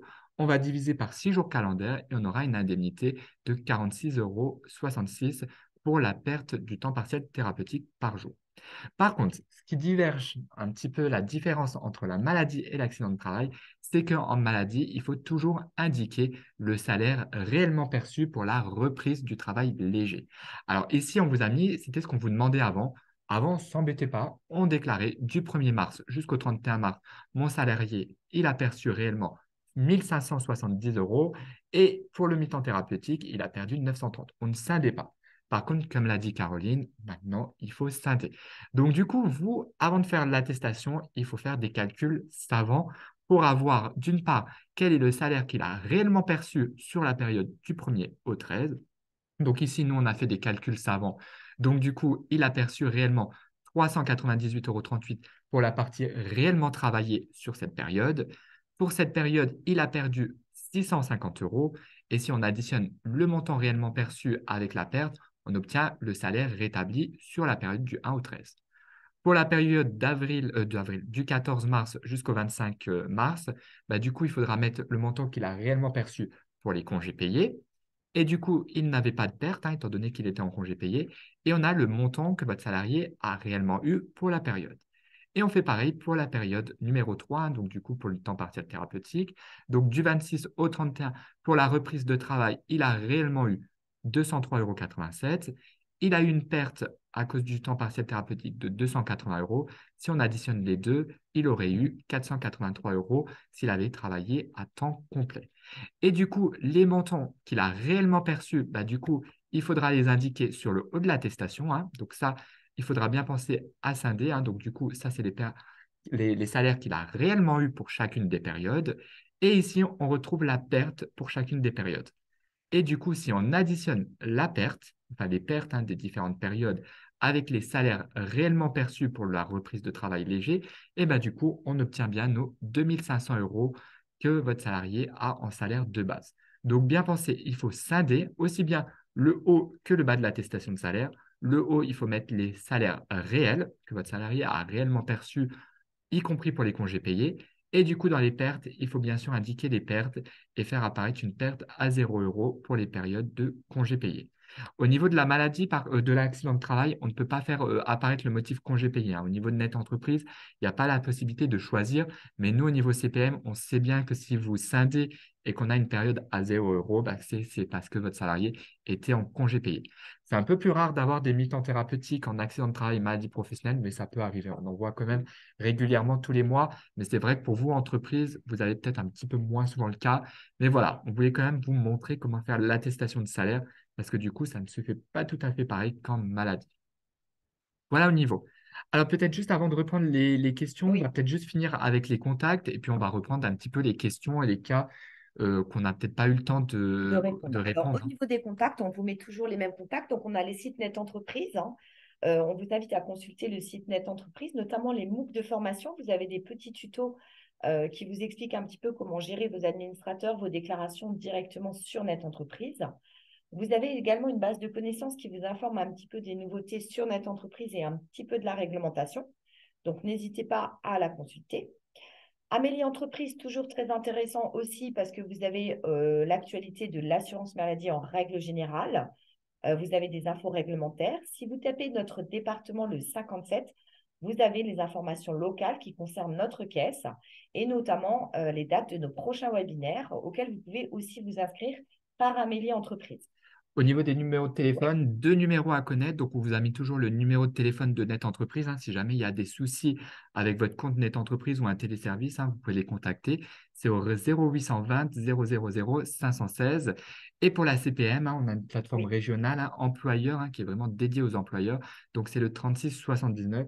Si jamais il y a un souci avec un dossier qui n'est pas indemnisé, que vous avez des questions au niveau réglementaire, vous pouvez contacter ce numéro de téléphone et faire le point avec un conseiller pour avoir réponse tout de suite à vos questions. Et si besoin de débloquer un dossier, Voilà. le conseiller pourra faire un message au service gestionnaire de prestations pour débloquer le dossier assez rapidement. On a d'ailleurs dans des questions des employeurs qui nous demandent, on a envoyé des dossiers, c'est toujours pas payé. Donc, on vous invite vraiment à contacter en fait le 36 79.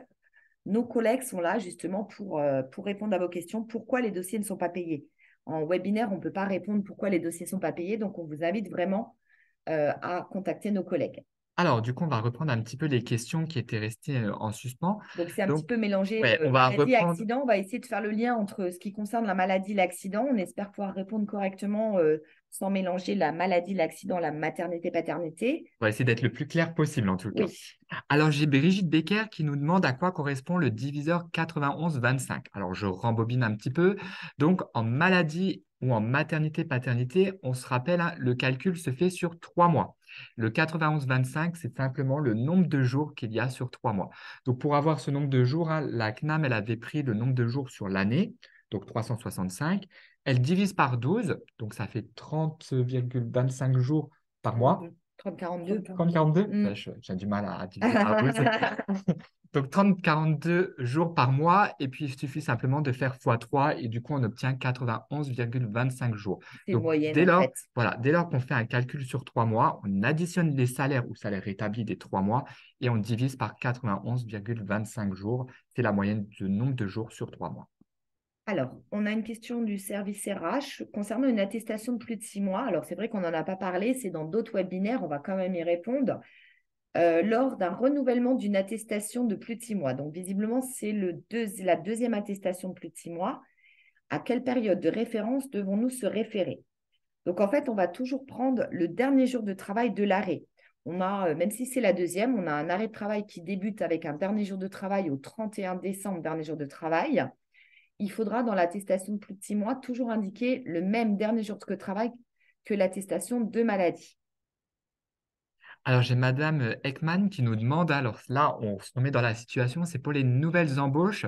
Donc, effectivement, on a compris au niveau employeur, vous n'êtes pas très d'accord, hein, sur le fait qu'on calcule l'indemnité journalière sur les salaires antérieurs. Du coup, j'ai juste Marion Ekman qui nous demande, et si le salarié, ben voilà, il a un arrêt en janvier et il a démarré son contrat de travail en janvier. Donc, la période de référence, ça va être octobre, novembre, décembre. Si jamais il touchait du Pôle emploi sur cette période, bah pareil, alors là, c'est un petit peu plus dur au niveau un petit peu plus compliqué au niveau législation. Nous, il y a une histoire de maintien de droit. On va se placer avant les indemnités Pôle emploi et on va lui demander les 3 derniers bulletins de salaire avant l'indemnisation Pôle emploi. Mais pareil, hein, on le redit, ça sera un calcul qui sera fait sur une activité antérieure sur lesquelles le salarié a cotisé. Et donc, du coup, vos niveaux entreprise, hein, si vous faites le maintien de salaire, vous n'aurez pas d'indemnité journalière. Tout partira directement à votre salarié. Dès lors qu'on prend des salaires, hein, je le répète, antérieurs à d'autres employeurs, c'est votre salarié qui percevra du coup la parigie sur le calcul qui a été fait sur les salaires antérieurs. Du coup, je rebondis sur la question de Laurence qui est un petit peu en lien. Donc, en cas de maladie, le mois de l'embauche, si les indemnités sont versées aux salariés, on peut les déduire du salaire, pas de subrogation. En fait, nous, on vous a donné la règle à qui on va verser les indemnités, comme le disait Mathieu, à qui on verse. Maintenant, on ne rentre pas dans les conventions collectives de chaque employeur. C'est à vous de voir si vous pouvez les déduire ou pas du salaire. Nous, on ne rentre pas du tout en ligne de compte. On vous dit à qui on va verser, comment on calcule, mais après, ça ne dépend pas Voilà. de nous, en fait. En fait, il y a des conventions collectives, hein, qui imposent aux employeurs de maintenir le salaire, hein. Dès qu'un salarié arrive, il n'y a peut-être pas de condition d'ancienneté pour le maintien de salaire. Ça, c'est vraiment à vous de vous rapprocher au niveau de vos conventions collectives et de vous conformer à ce qu'elles disent. Donc, s'il y a un maintien de salaire, bah, il faudra du Ouais. coup faire le maintien de salaire. Mais malheureusement, hein, Nous, on ne l'étude rentre des pas en ligne de droits. compte et du coup, on répond aussi à la question, l'employeur en Alsace-Moselle doit-il faire le maintien de salaire tout de même si le salarié n'a pas de droit ouvert à la caisse primaire? Nous, on ne rentre encore une fois pas en ligne de compte. Nous, on paye ou on ne paye pas si le salarié il a des droits ouverts. Par contre, en matière de subrogation, on n'intervient jamais. Effectivement, en fait, il faut vraiment se conformer au droit du travail et au droit local, hein, dans le maintien de salaire. Nous, on vous informe des règles, hein, au niveau du Caisse code primaire, sécurité mais voilà. sociale. Donc, nous, au niveau du code sécurité sociale, hein, le calcul, hein, quand c'est une nouvelle embauche, bah, le calcul se fait sur l'activité antérieure. Et dès lors que le calcul et l'étude des droits sont faits sur l'activité antérieure, bah, vous, au niveau employeur, on ne peut pas vous verser d'indemnité journalière. Après, il faut aussi avoir une certaine logique. Par exemple, je prends un exemple, hein, votre salarié, il arrive dans l'entreprise en janvier. Sur octobre, novembre, décembre, il cotisait chez un ancien employeur avec des salaires à 5 000 euros. Bah, ça ne serait peut-être pas juste non plus que vous ayez une indemnité journalière qui soit calculée sur des salaires à 5 000 euros, alors que le salarié n'a pas cotisé ces salaires dans votre entreprise. Donc, vous ne pouvez pas percevoir des indemnités qui sont calculées sur 5 000 euros dans le cadre du maintien de salaire par rapport à un salarié qui n'était même pas salarié chez vous. Donc nous, en fait, la CNAM, hein, elle a vraiment statué, hein, dès lors qu'on prend un salaire sur un autre employeur, sur une autre activité antérieure, bah, cette part qui a été cotisée par votre salarié sera indemnisée à votre salarié. Je rebondis également sur la question de Peggy qui rejoint un petit peu. Comment se passe une déclaration maladie lorsqu'un agent passe en affection de longue durée? L'arrêt maladie initial a été déclaré avec subrogation, mais je ne me souviens plus de la date extrême que j'avais indiquée au départ, car la date de fin n'était pas connue de nos services. Donc ça, on en a conscience. C'est pour ça qu'on invite toujours les employeurs, en fonction de leur convention collective, à demander un maximum de subrogation dès lors que la convention le permet. Donc, à savoir que nous, on indemnise un arrêt pour une même pathologie en continu 3 ans. Si vous pratiquez le maintien de solaire, quelle que soit la condition d'ancienneté, mettez toujours 3 ans de subrogation. Alors, j'ai Madame Bach qui nous demande, j'ai perdu la question, Ah, donc qu'en est-il pour un étudiant qui aurait un CDD sur juillet et août et qui aurait un arrêt de travail en juillet? Donc là, il commence en juillet, il a un arrêt de travail en juillet. Donc là, du coup, le mois de référence, ça sera donc du coup juin. Alors, au niveau du rétablissement, je ne sais pas s'ils ont le droit de rétablir en accès le C'est mois. en fonction du contrat de travail, le rétablissement. Ils ont le droit de rétablir même si le salarié Ouais. n'était pas dans. Voilà, il me semblait que c'est vrai qu'en accident de travail, c'est un petit peu différent au niveau de la réglementation. Vous avez le droit de rétablir, hein, pour une nouvelle embauche avant, hein, sur le mois antérieur, hein. en fait, il Donc, faudra se baser sur le contrat de travail auquel a été embauché en fait l'étudiant en juillet. Il a été embauché sur un salaire à 1 500 euros. Donc, il faudra indiquer un salaire établi de juin à 1 500 euros. donc voilà, en accident de travail et maladie professionnelle, Oui. vous avez le droit de rétablir avant le mois de l'embauche, hein. C'est Au vraiment. niveau de la... On va passer à la deuxième question Ouais, parce qu'il y en a beaucoup, ça, je Mathieu, sais. encore. Il y a encore 14 questions et on n'arrive pas à répondre à tout. Alors, s'il s'agit d'un accident, on va rester dans l'accident de travail. Si on a un accident de trajet en quittant un employeur pour se rendre chez l'autre, qui déclare? En Bonne fait, question. en, Alors, j'ai pas trop la réponse, non, hein. en fait, ça va être plus au niveau des heures de travail. Ouais, j'ai envie de dire qu'en fait, les C'est deux ça, devront. une Ouais, j'ai envie de Ouais, dire, bah, étant donné que c'est sur le trajet où il quitte l'entreprise, bah, pour aller l'employeur chez un A, autre. il devra faire peut-être une déclaration de trajet, et puis l'autre aussi. En fait, ça va se décider au niveau. C'est Des vraiment heures très en fait, spécifique, des hein. heures de travail chez chacun. Mm.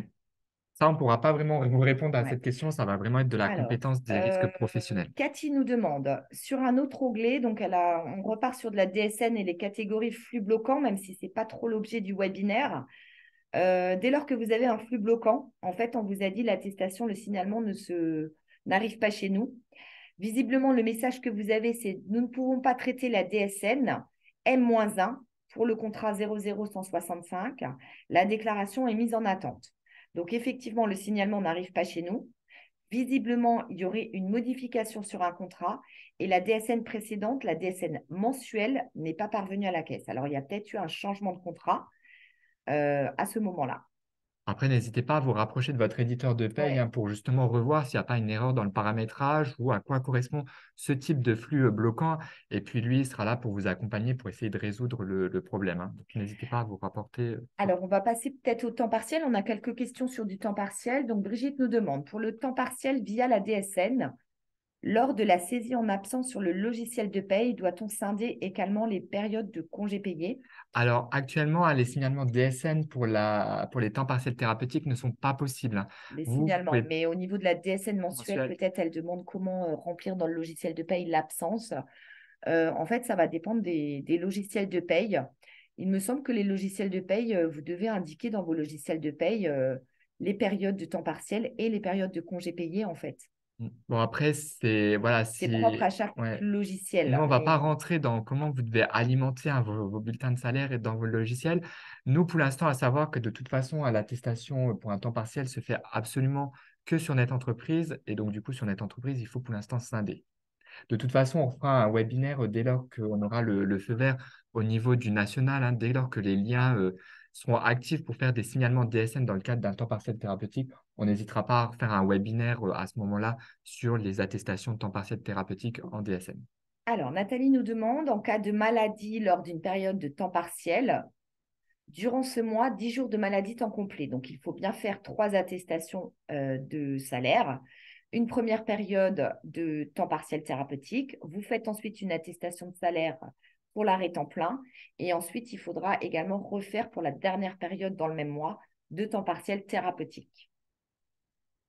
Alors, Je crois qu'il y avait une autre question. S'il y a une période de maladie, comment fait-on? J'ai répondu donc à la question de Brigitte.